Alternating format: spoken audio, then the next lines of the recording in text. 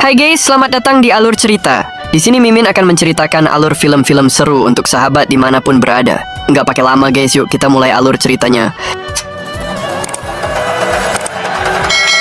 Film ini bermula dari seorang gadis yang sedang bernyanyi dengan seorang pria, dan mereka berdua ini sepasang kekasih yang akan menikah. Dan di tempat lain ada bapak-bapak yang sedang minum sembari mengobrol guys. Dan bapak ini adalah ayah dari si gadis itu, dan tak selang lama gadis itu pun pulang dan memergoki ayahnya sedang minum dengan temannya. Akhirnya si bapak ini menyuruh temannya untuk pulang. Tak lama dari temannya pulang, si bapak langsung menemui anak gadisnya itu. Anak gadisnya itu merajuk guys karena si bapak masih suka minum-minum. Sedangkan sebentar lagi ia akan menikah. Lalu si bapak memberikan sepatu yang dibuat sendiri oleh ayahnya. Bertatahkan mutiara di sini, dan aku menjahitnya dengan benang perak. Semua ayah pasti akan melakukan hal yang sama untuk putri, kata si bapak, sembari meneteskan air mata. Lalu bapak ini pun menyuapi anak gadisnya guys karena dia merasa itu adalah suapan terakhir sebelum putrinya menikah. Di tempat toko sepatu milik si bapak itu terlihat si bapak sedang menyiapkan surat undangan untuk disebarkan. Bahkan temannya itu juga ikut bahagia atas pernikahan anak gadis temannya itu. Seorang pria menerima surat undangan itu dengan hati bersedih.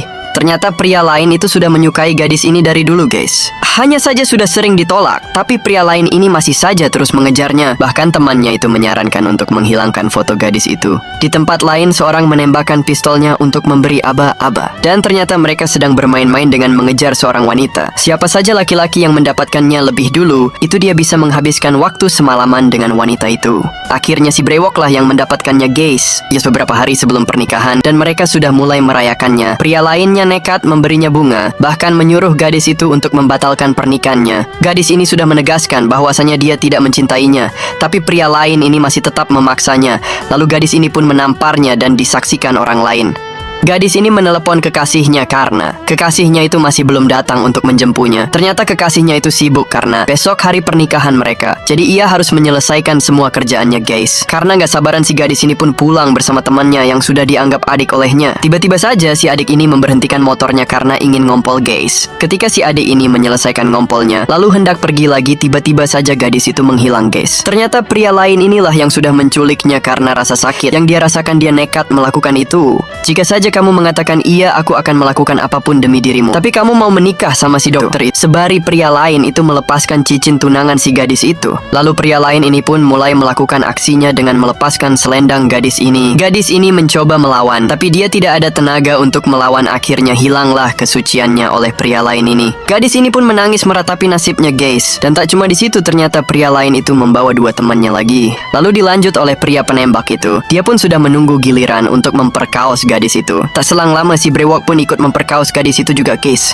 Gadis ini sudah tak berdaya dan pasrah atas apa yang terjadi. Setelah selesai melampiaskannya, mereka pun pergi meninggalkan gadis malang itu. Sungguh malang nasib gadis ini. Satu hari sebelum pernikahannya, gadis ini harus kehilangan kesuciannya. Hanya karena menolak cinta seorang pria, ia pun diperlakukan seperti itu guys. Sebari menahan sakit, gadis ini berjalan meninggalkan tempat itu. Apa yang akan terjadi selanjutnya? Bagaimana reaksi calon suami dan ayahnya mengetahui kejadian ini? Sampailah gadis ini ke rumahnya yang telah dihiasi untuk pernikahannya besok. Gadis ini pun langsung membersihkan diri guys, sebari meratapi nasibnya dalam kebingungan. Tibalah waktu yang dinantikan gadis ini, tapi sekarang gadis ini sudah tidak merasa bahagia lagi guys. Kekasihnya pun meminta maaf sebelum pernikahan karena semalam dia tidak bisa menjemputnya. Karena merasa kasihan pada calon suaminya, akhirnya gadis ini pun menceritakan apa yang terjadi. Lalu kekasihnya pun menceritakan pada orang tuanya, dan langsung saja mereka pun mengajaknya untuk pergi dari sana dan membatalkan pernikahan itu. Ayah si gadis ini pun kebingungan mengapa satu persatu orang di sana menghilang guys. Lalu ketika mengetahuinya, si ayah pun langsung pergi ke kantor polisi bersama temannya itu. Tapi ketika menceritakan keluhannya, polisi ini malah sibuk menonton TV dan tak menghiraukan mereka guys. Karena marah, ayah gadis itu pun menghancurkan TV-nya itu dan membuat keributan, sehingga akhirnya polisi itu mulai mendengar laporan mereka dan menanyakan kronologi kejadiannya. Singkat cerita, setibanya polisi di rumah si ayah untuk menanyai gadis itu, tiba-tiba saja gadis itu menghilang guys. Dan si ayah mulai panik lalu mencari anak gadisnya itu. Karena pas ada polisi, akhirnya mereka pun ikut mencari juga guys. Lalu si ayah mengedor setiap pintu di sana untuk mencari si gadis. Akhirnya warga pun ikut mencari juga. Polisi pun mencoba menghentikan setiap mobil di sana untuk mencarinya.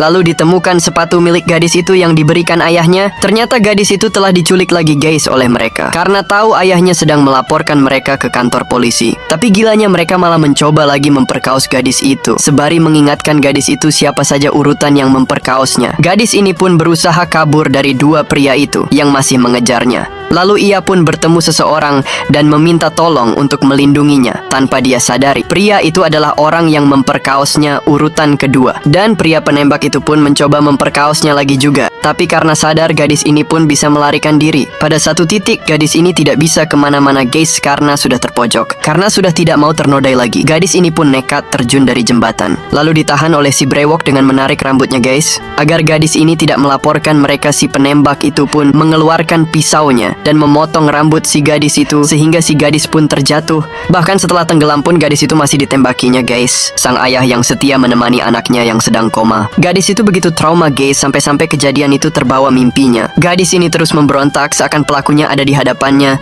Setelah sadar, gadis ini langsung membelai kepala ayahnya penuh kasihan. Semua akan baik-baik saja. Tenang ya sayang, kata si bapak. Tibalah hari persidangan, tapi gadis ini tidak bisa berkata sepatah kata pun. Lalu jaksa ini memanggil ayah si gadis untuk menjadi saksi. Apa benar anakmu sering pulang malam? Iya, tapi...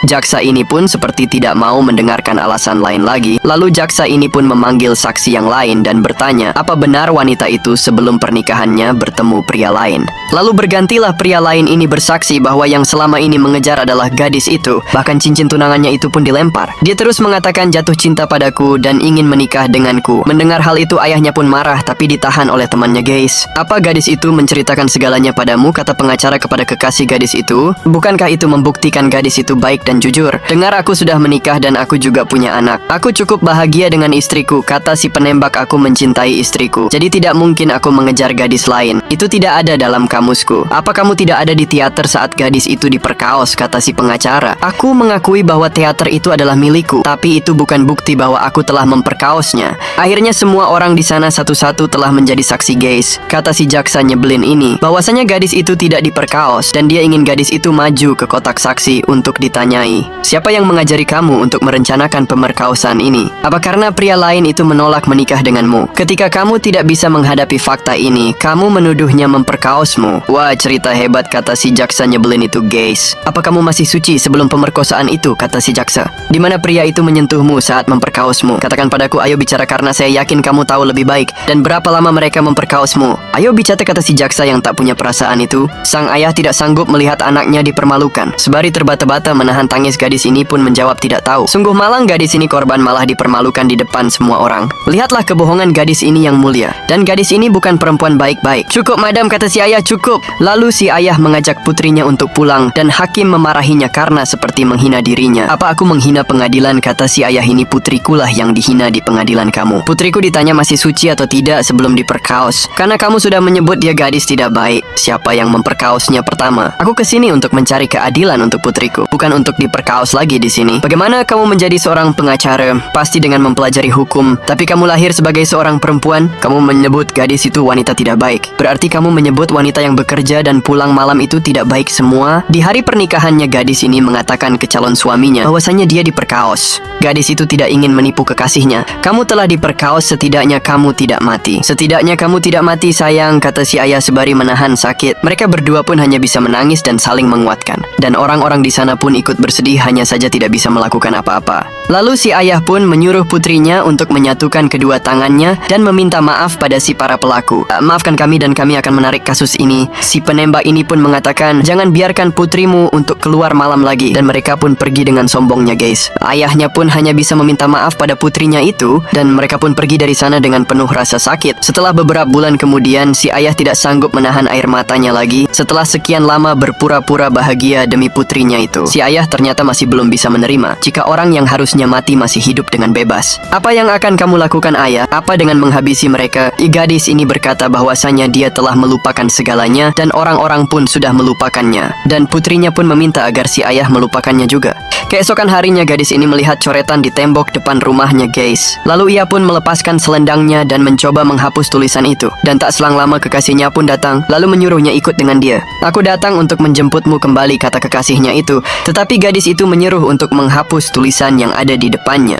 Bukan dinding namun noda pada nasibku, kata si gadis. Kekasihnya pun hanya ingin bertemu lagi dengan dia, tapi dia pun masih seperti malu mendengar ejekan orang-orang terhadap gadisnya itu. Gadis ini pun tidak tahan lagi dengan hinaan orang-orang atas dirinya. Bahkan ada warga yang menyuruhnya pergi karena membuat malu lingkungannya. Saat malam si ayah pun mengamuk guys karena gak terima anaknya dihina seperti itu. Padahal gadis itu telah banyak membantu warga di situ dulu. Gadis itu selalu dipuji-puji karena kebaikannya. Gadis itu lahir dan besar di lingkungan ini. Mengapa warga di sana menganggapnya buruk tanpa tahu kejadian aslinya? Keesokan harinya pihak keluarga tersangka datang ke rumah si gadis. Adik dari pelaku memberikan sebuah ponsel. Ternyata isi ponsel itu adalah video kejadian saat perkaosan terjadi. Dan lebih kagetnya lagi, ternyata ada tersangka keempat, yaitu teman yang sudah dianggap adik oleh gadis itu. Di saat yang lain sudah pergi, dia pun ikut memperkaos sebari mem videonya guys. Mereka pun meminta maaf pada gadis dan ayahnya itu. Karena amarah gadis ini pun meminta ayahnya untuk menghabisi mereka. Lalu ayahnya berkata, bukan aku tapi kita. Lalu satu-satu dari para tersangka terjadi pertengkaran hebat di masing-masing keluarga. Tapi beda hal dengan si adik ini. Ia pun telah diculik oleh si ayah, lalu dibawanya ke suatu tempat. Si adik ini pun ketakutan guys melihat si ayah dan gadis itu di sana.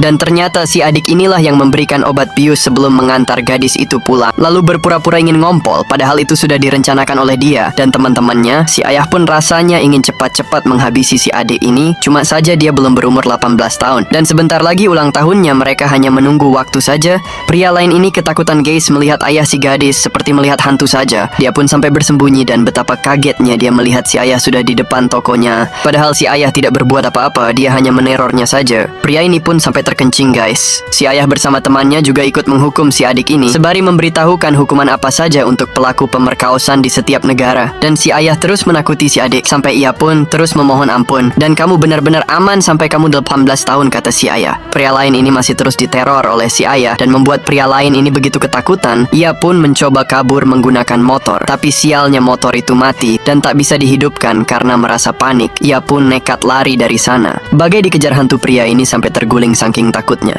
Ia mencoba bersembunyi, tapi itu percuma saja. Si ayah yang dipenuhi amarah terus mengejarnya tanpa ampun. Dan tibalah ia di rumahnya sebari melihat keluar untuk memastikan sudah tidak dikejar lagi. Sebuah mobil menghadang motor si ayah, dan ternyata itu adalah si penembak. Ia menyuruh temannya si pria lain untuk meminta maaf sama gadis itu. Lihatlah, dia sudah minta maaf, kata si penembak. Bahkan pria ini tidak menangis seperti itu saat ayahnya meninggal. Dan gak tahu malunya si penembak meminta gadis itu memaafkan pria itu dan menjadi orang lebih besar. Atau kita akan memperbesarkan masalah ini, kata si penembak sebari mengancam si ayah guys. Si penembak ini mengusulkan agar gadis itu menikah dengan pria lain. Itu karena si penembak yakin tidak akan ada yang mau menikah dengan si gadis kecuali itu dia. Tiba-tiba saja si pria lain ini mau meminta restu si ayah, dan si ayah langsung menendangnya tanpa pikir panjang. Siapa yang sudi menerima menantu yang menghancurkan hidup putrinya guys? Si penembak pun langsung dihajarnya juga guys. Karena dia benar-benar tidak tahu malu dengan semua ucapannya, si penembak pun melaporkannya. Dan akhirnya si ayah berakhir di penjara. Lalu si penembak itu pun berkata bahwasanya aku akan merayakan Holi. Pergi dan lakukanlah. Mungkin itu perayaan Holi terakhirmu, kata si ayah.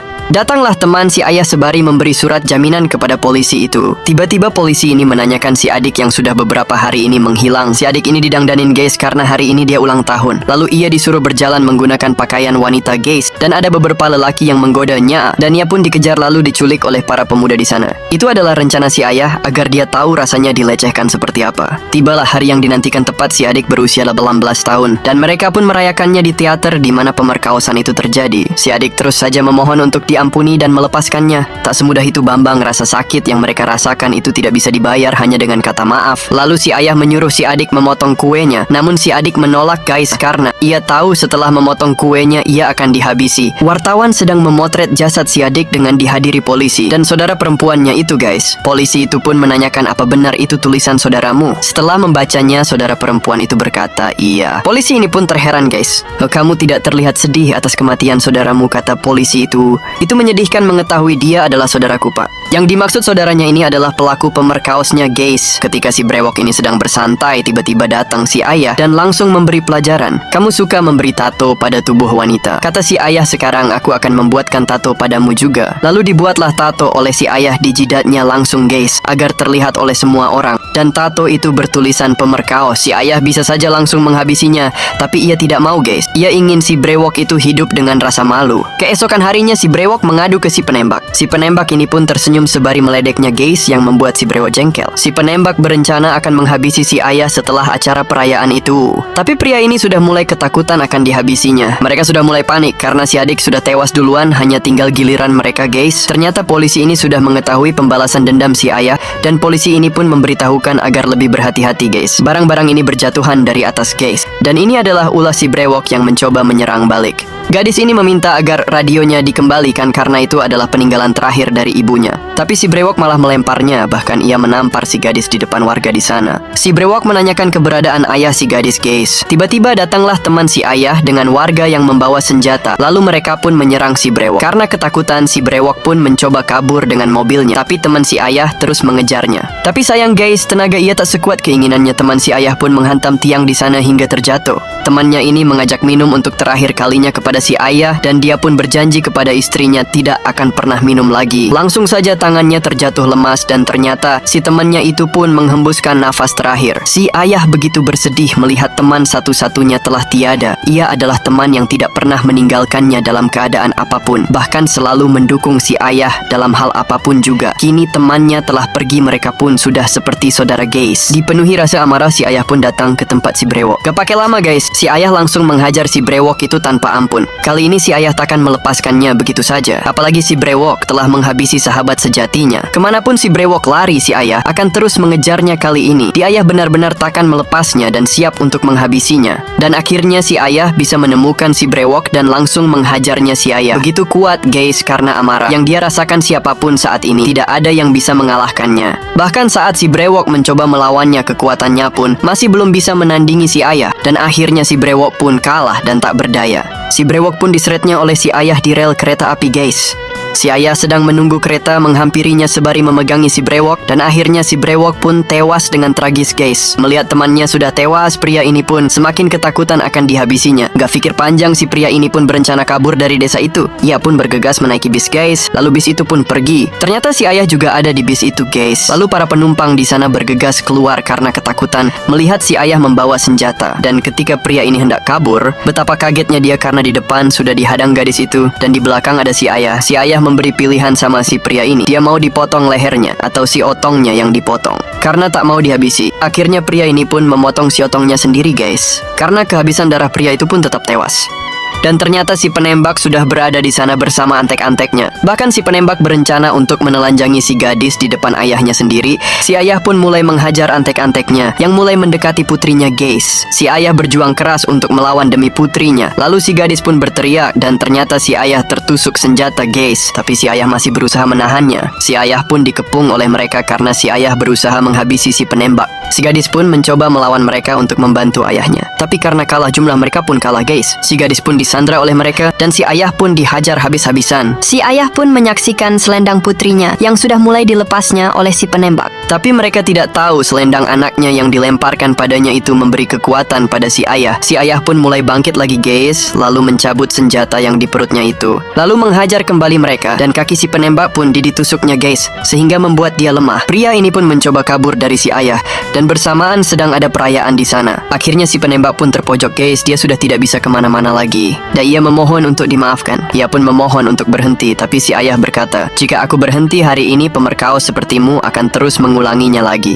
Maafkan saya," kata si penembak. Lalu si ayah menyuruh minta maaflah pada gadis itu. Tidak hanya padaku, tapi kami semua. Banyak sekali dukungan dari kaum wanita ini untuk bisa menghukum laki-laki seperti dia guys. Gadis ini berjalan menghampiri ayahnya yang sedang menghajar si penembak. Ketika si penembak akan terjatuh, si ayah menahannya dengan menarik rambutnya. Lalu si gadis pun memotongnya. Gadis ini pun melakukan hal yang sama seperti apa yang si penembak lakukan. Lalu ia pun melemparkan selendangnya dan diikuti semua wanita di sana. Karena itu si penembak tidak bisa berenang ke atas dan akhirnya kehabisan nafas lalu tewas guys. Nah guys, itulah cerita dari Mimin dan terima kasih sudah menonton sampai selesai.